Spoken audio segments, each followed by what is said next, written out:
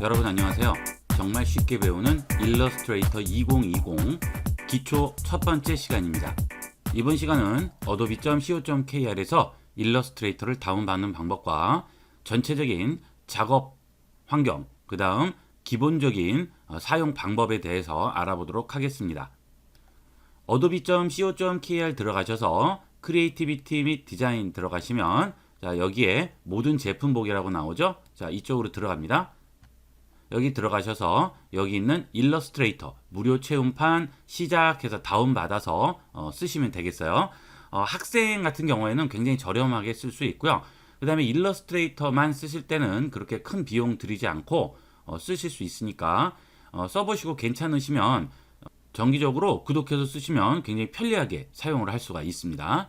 자, 다운받아서 설치는 간단하기 때문에 설치하는 건 안 보여드리겠어요. 자, 이렇게 해서 설치하고 자, 처음 시작하시면 이제 이런 상태가 나오죠. 여기서 Create New 하셔서 새로운 파일을 만드셔도 되고요. 자, 그 다음에 여기 아래에 보시면 Start a New File Fast라고 나오죠. 자, 빠르게 새로운 파일을 여는 방법인데 뭐 A4라든지 포스트카드 엽서, 그 다음에 아이폰 X, 뭐 HD, TV용, 또 다음에 여기 모어 열어보면 이렇게 나오게 됩니다. 그래서 웹용, 인쇄, 프린트용, 그 다음에 비디오나 이런 거, 아트, 모바일용 이렇게 여러 가지로 우리가 확인을 해볼 수 있어요. 여기서 편리한 걸로 열어서 쓰시면 되겠습니다. 자, 저는 그냥 커먼으로 한번 열어보도록 하겠습니다. 그러면 이런 화면이 나오죠. 자, 이게 이제 가장 기본 초기 화면이 되겠습니다. 자, 그 다음 이 구성을 한번 알아보면요. 자, 이 위쪽이 메뉴가 되겠어요. 우리가 작업하는 여러 가지 메뉴들이 여기에 들어가 있고요. 자, 그 다음에 여기는 컨트롤 박스가 되겠습니다. 이 컨트롤 박스는 여기에 있는 툴들을 선택을 했을 때 그 부수적인 기능들이 여기에 같이 나오게 됩니다. 일종의 옵션이라고 보시면 되겠어요. 또는 이 위쪽에 있는 메뉴를 선택해도 이 컨트롤 박스가 나오게 되니까 좀 더 자세한 설정은 여기 컨트롤 박스에서 해주시면 되겠어요. 자, 그 다음에 보시다시피 여기는 작업할 수 있는 도화지가 되겠죠. 자, 그 다음 이쪽을 보시면 이 프로퍼티 창 부분은 여기에 있는 여러 가지 툴들을 선택을 했을 때 이 위에 있는 컨트롤은 간단하게 단순화시켜서 나온 옵션들이고 여기는 좀 더 자세하게 우리가 조정을 해줄 수가 있어요. 뭐 이런 자세한 내용들은 수업을 하시면서 하나씩 또 배워보도록 하겠습니다. 자, 그리고 여기 있는 툴들은 이게 원래 일렬로 되어 있으면 좀 불편해요. 그래서 요거 툴에 여기 잡는 부분 있죠? 자, 여기를 더블 클릭하셔서 두 줄로 내놓으면 보기가 훨씬 낫고요. 조절하기도 훨씬 편합니다. 그래서 두 줄로 쓰시면 되겠고 여기에 툴이 안 나오는 툴이 있어요. 그거는 자, 여기 아래에 보면 에디트 툴바라고 나오죠. 자, 이거 물어보시는 분이 상당히 많은데 툴들이 저는 안 보입니다. 그런데 여기는 다 나오지 않고 가려놓은 툴들이 있어요. 이 안에 들어가 있습니다. 에디트 툴바 누르시면 여기에 쭉 여러 가지가 나오죠. 예, 여기 있는 걸 꺼내서 쓰시면 되는 거예요. 자, 그런데 뭐 하나 꺼내고 하면 귀찮아요. 그래서 그냥 다 꺼내놓고 쓰세요. 그게 제일 편합니다. 자, 이 위쪽에 옵션 버튼 누르시고요. 여기서 어드밴스드 누르시게 되면 툴이 더 많아지죠. 예, 그러면 이 안에 들어가 있는 툴들이 전부 다 바깥으로 나오는 거니까 이렇게 해서 쓰시는 게 더 편할 거예요. 자, 이렇게 꺼내서 쓰시면 되고 자, 그 다음에 일러스트레이터에서 파일을 저장을 한번 해보도록 하겠습니다. 뭐 아무거나 일단 하나 이렇게 그려 놓을게요. 자, 그리고 파일 들어가시면 여기에 save라고 나오죠. 자, save 들어갑니다. 그러면 자, 이런 식으로 창이 하나 나오고요. 자, 여기서 untitled 2라고 나오는데 아래 보면 AI라고 나오죠. .ai. 그래서 여기에다 이제 예를 들어서 제목을 써요. 테스트 파일명을 쓰고 여기에 AI로 저장을 하게 되면 .ai 파일명 .ai로 저장이 되게 됩니다. 자, 그리고 여기 보시면 일러스트레이터 2020으로 해서 저장이 되겠죠. 오케이 한번 해볼게요. 자, 이 파일이 AI 일러스트레이터 파일이 되겠습니다. 자, 요 모양이면 이거 일러스트레이터 파일이구나 하고 생각하시면 되고 요 확장자명이 AI로 붙는다는 거 명심하시고요. 자, 그 다음에 저장을 as 해서 한번 다시 해볼게요. 자, 그래서 1 해서 저장을 하시면 자, 여기 이렇게 나오는데 지금 일러스트레이터가 버전이 최신 버전이 2020이고요. 그 전 버전도 있어요. 그런데 문제는 자, 저같이 항상 최신 버전을 쓰라는 법은 없죠. 예전 버전을 쓰시는 분도 있고 여러분들이 있습니다. 근데 2020으로 저장을 하게 되면 자, 2019, 2017, 2015 이런 것들은 저장이 안 됩니다. 자, 나중 버전은 옛날 버전에서 열 수가 없습니다. 그러니까 만약에 상대편이 버전이 어떻게 된다 잘 모르신다 할 때는 아예 좀 낮춰서 저장하시는 게 좋겠죠. 근데 상대편 버전을 아세요. 그러면 되도록이면 그 버전에 맞춰서 쓰시면 되겠죠. 어쨌든 2020보다 옛날 버전은 무조건 2020 파일을 열어볼 수가 없다는 거 아시고요. 그 다음에 그렇게 될 경우에는 CC로 저장을 해주시면 되겠습니다. 물론 2020에서만 지원하는 기능이 있을 수 있어요. 그렇기 때문에 그런 것들은 또 예전 버전에서는 안 열리게 되겠죠. 이런 것만 좀 명심하시면 되겠습니다. 자, 가장 기본적으로 도형 툴부터 한번 보도록 할게요. 자, 여기에 렉탱글, 라운디드 렉탱글, 엘립스, 폴리곤 쭉 나오죠. 자, 일단 사각형 툴부터 한번 보도록 하겠습니다.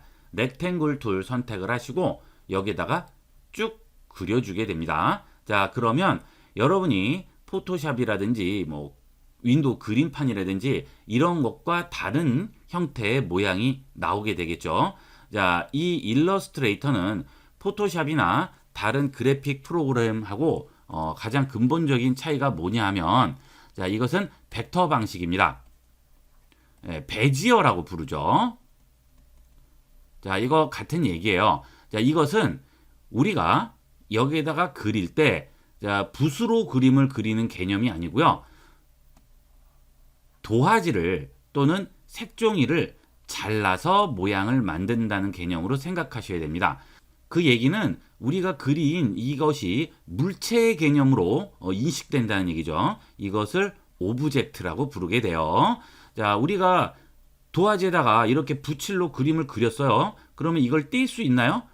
당연히 못 띄죠. 이거는 불가능합니다. 하지만 일러스트레이터는 이렇게 사각형 모양을 만들었으면 이거를 오브젝트, 즉 물체의 개념으로 인식하기 때문에 이걸 덩어리로 인식하는 거예요. 그래서 내가 원하는 곳에 아무데나 갖다 놓을 수가 있다는 얘기가 되겠어요. 자, 그 개념을 이해를 하셔야 되고요. 이 일러스트레이터가 가장 편리한 이유가 뭐냐면 자, 여기 이제 직선이니까 요거는 놔두고요. 원형을 한번 그려볼게요. 자, 이렇게 해서 원을 하나 그려보도록 하겠습니다. 자, 이 원을 그렸을 때 우리가 붓으로 도화지 같은 데에다 이런 원형을 그리면 예를 들어 일부분을 확대를 해요. 이런 부분을 자, 확대를 하면 어떻게 될까요? 당연히 깨지겠죠. 확대를 하면 할수록 또 확대를 하고 또 확대를 하면 계속 이제 깨질 겁니다. 하지만 일러스트레이터는 깨지지가 않습니다. 그게 가장 근본적인 차이가 되겠어요. 그게 바로 벡터 방식과 그 다음에 비트맵 방식의 차이가 되겠죠. 이 비트맵 방식의 가장 대표적인 프로그램은 포토샵이 되겠고요. 벡터 방식의 가장 대표적인 프로그램은 일러스트레이터가 되겠습니다. 요거 잘 기억을 하세요. 자, 그래서 이 부분을 확대를 하게 되면 컴퓨터는 원을 계산을 해요. 2차 방정식 같은 거 있죠? 뭐 y는 ax의 제곱 플러스 bx 플러스 뭐 이런 식으로 해서 계산을 해서 이 원을 만들어 주는 거죠. 자, 그렇기 때문에 이 부분을 확대를 하게 되면 이 부분을 곡선을 또 계산을 하는 거죠. 공률을. 그래서 확대를 해서 또 그려주고 그 다음에 안쪽에 색깔 있으면 색깔 넣어주는 거예요. 만약 이 부분을 또 확대를 한다 그러면 여기를 또 계산을 해서 그려주고 색을 넣어줍니다. 즉 아무리 확대해도 깨지지 않아요. 그 다음에 축소해도 마찬가지가 되겠죠. 뭐 축소를 하면 깨지진 않지만 확대를 할수록 이 비트맵 방식은 깨질 수밖에 없는데 원래 있던 제 사이즈보다 커지면 무조건 깨지는 거지만 일러스트레이터는 그런 거에 전혀 구애를 받지 않는다. 그래서 이 일러스트레이터가 쓰이는 곳이 굉장히 다양합니다. 여러분들 실생활에 많은 곳에서 쓰이게 돼요. 예를 들어서 옷 같은 거 사면 라벨 택 같은 거 붙어 있죠? 이거 전부 일러스트레이터고요. 여러분들 옷 있죠? 뭐 옷이 이렇게 있어요. 여기에 뭐 그림 같은 거 이렇게 여기 로고 같은 거 붙어 있다든지 뭐 자수를 놨다든지 이런 것들 전부 일러스트레이터 파일을 기반으로 합니다. 자, 그 다음에 여러분들 시트지 글씨 같은 거 이렇게 그림 같은 거 오려서 유리창에 붙이는 거 있죠? 전부 일러스트레이터 파일로 하게 됩니다. 자, 그만큼 여러분 실생활에 많이 써요. 뭐 여러분들 가전제품에 쓰이는 로고부터 시작해서 안 쓰이는 곳이 없습니다. 이게. 그러니까 어떻게 보면 우리가 실제 많이 접하는 거는 포토샵보다는 오히려 이 일러스트레이터가 더 많이 접하실 거예요. 그만큼 많이 중요하게 쓰이고 그 다음에 업무용으로는 포토샵보다는 이 일러스트레이터가 더 중요하죠.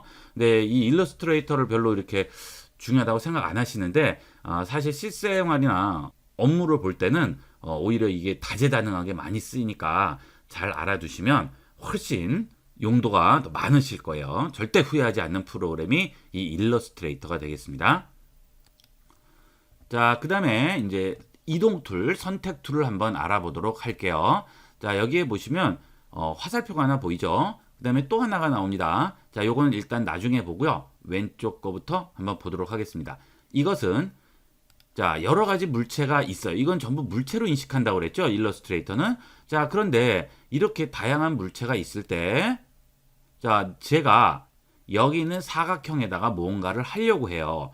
그러면 이 일러스트레이터 또는 컴퓨터는 제가 이걸 뭘 하려고 한다는 자체를 모르겠죠. 그렇죠? 그래서 우리가 얘기를 해줘야 돼요. 나는 지금부터 이 사각형에다 뭔가를 할 것이다. 그러면 이 사각형을 선택을 해줘야 됩니다. 그게 셀렉트의 개념이 되겠습니다. 그래서 이게 셀렉션 툴이라고 부릅니다. 선택 툴이라고도 합니다. 그래서 이걸로 선택을 해줘요. 그러면 자, 여기에 코너에 뭐가 나오죠? 이것을 바운딩 박스라고 불러요. 바운딩 박스. 자, 이게 기본 용어는 알고 계셔야 여러분이 나중에 조금 더 고급 같은 거를 배우실 때 이게 뭘 얘기하는구나 알 수 있으니까 이런 기본 단어들은 어쩔 수 없어요. 외워두도록 하세요. 이것을 바운딩 박스라고 부르게 됩니다. 자, 요런 코너나 변에 찍혀 있는 이 사각형 점 모양들을 합친 이 모양을 바운딩 박스라고 부르죠.